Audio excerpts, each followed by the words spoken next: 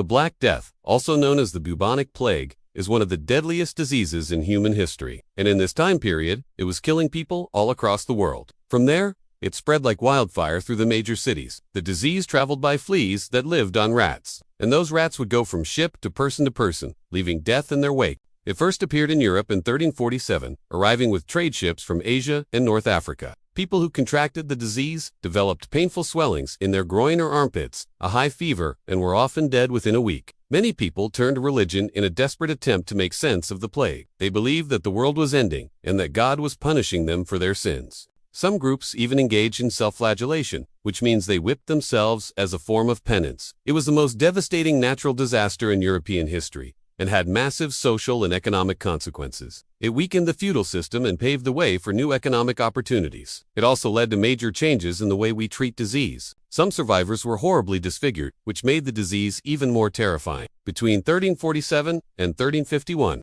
the plague killed an estimated 25 to 50 million people in Europe, nearly one-third of the population. Peasants who survived the plague demanded higher pay and better treatment from their landlords. This led to the decline of the old feudal system in which peasants were tied to the land they worked and couldn't leave without their lord esprement. With so many people dead, labor was in short supply. But the Black Death didn't just bring about economic change.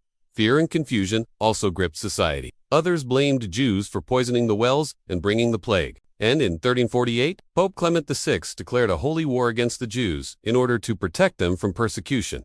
As the plague continued to spread, people became more and more desperate. Entire communities were wiped out and the economy was in chaos. But over time, society began to adapt. People developed new ways to treat the sick and prevent the spread of the disease. They also began to understand that the plague was not God's punishment, but a natural disaster. Although the Black Death killed millions, it also had some positive effects. And while the memory of the Black Death still haunts us today, we can also be thankful that we have learned so much about this terrible illness and how to prevent its spread.